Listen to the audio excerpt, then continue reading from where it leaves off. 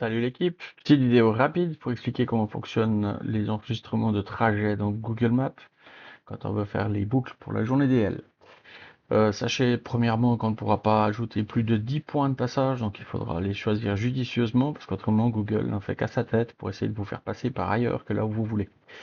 Voilà, ça c'est pour comment dire, les préambules. Donc les trois quarts du temps, on va partir depuis notre parking de Ruer qui se trouve quelque part par là. Voilà, il est ici. Et puis on va prendre ça comme point de départ. On va créer ici un itinéraire.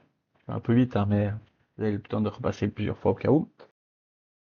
Donc notre parking de Ruer, c'est trouve finir par être une destination. C'est pas du tout ce qu'on veut. Donc on va inverser avec les deux petites flèches ici. Et ensuite, en second ici, on va mettre la première étape.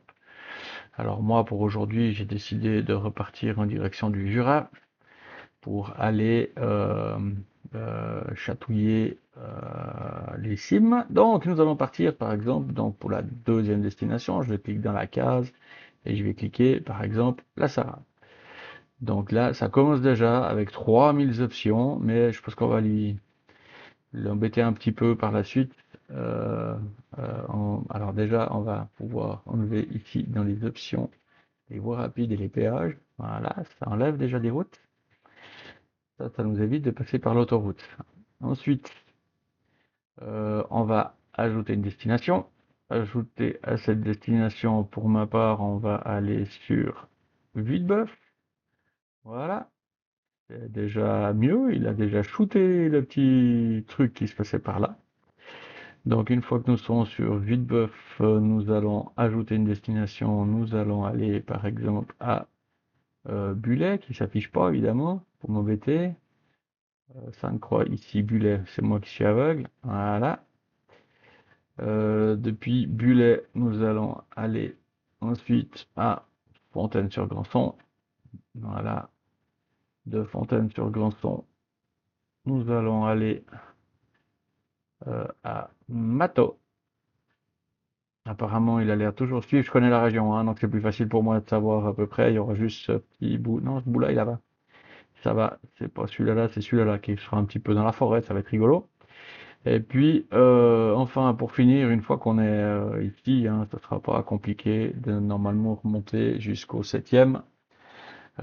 C'est le septième, je crois qu'il doit connaître ça un peu dans mes... Voilà, et puis il passe pas du tout par où je veux. Donc c'est un très bon exemple. Il va bien aller par Répande, mais il va me faire aller par Essertine sur Yverdon, ce qui m'intéresse pas du tout, parce que moi j'ai vraiment envie de monter par Bavois et Bavois jusqu'à Oulon, parce que cette petite montée elle est mignonne tout plein. Alors je vais me mettre ici, je vais prendre un point là, puis faire pouf, ramener ça là. Voilà, par exemple. Et comme ça, lui, il va m'améliorer, me changer l'itinéraire ici. Alors il y a encore un truc qui me dérange, c'est depuis là, je veux passer par là. Non, non, arrête. Voilà, par répondre.